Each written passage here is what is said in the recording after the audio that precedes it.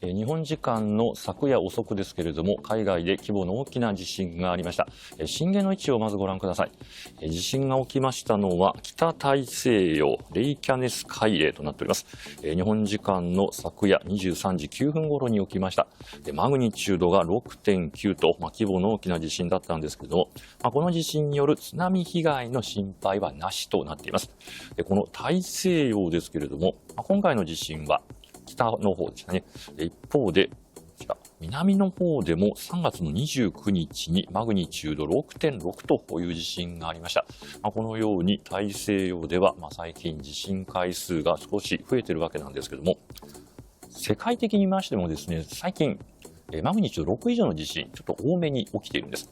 こちらの図がその世界のマグニチュード6以上の地震回数です。これ USGS アメリカ地質調査所のデータを元にしたものでして、順別と書いております。上旬、中旬、下旬といった形で毎月の回数を数えたものになります。ご覧の通りですね、黄色い縦棒グラフが、これがそれぞれの順ごとの回数、赤い線が移動平均を示したものになります。大体ですね、過去この1年ぐらいを見ても、上下変化はあります。ちょっと減ったり、また増えたり、こういったことを繰り返しているわけなんですけれども、今年に入ってからは、マグニチュード6以上の地震、地球規模で見てもかなり少ない時期となっていました。ただですね、3月の下旬あたりから急増しております。この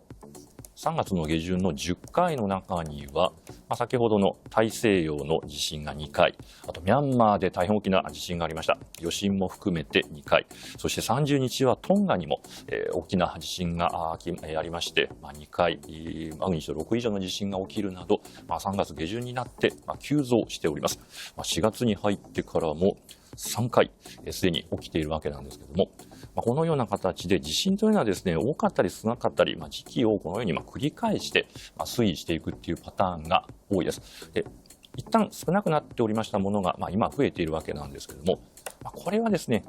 全体的に見れば、揺らぎの中の一つの現象になるのではないかというふうに思います。またこの後少ない時期が来るとしても、またいずれ増える、こういったことを繰り返すということになりますので、もちろん地震の多く発生しているときはですね、我々も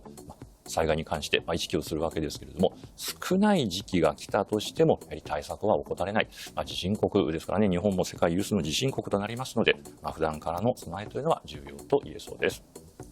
最新の国内の地震情報ですとか海外の地震に関するニュースについてはお天気アプリウェザーニュースでもご覧いただけます。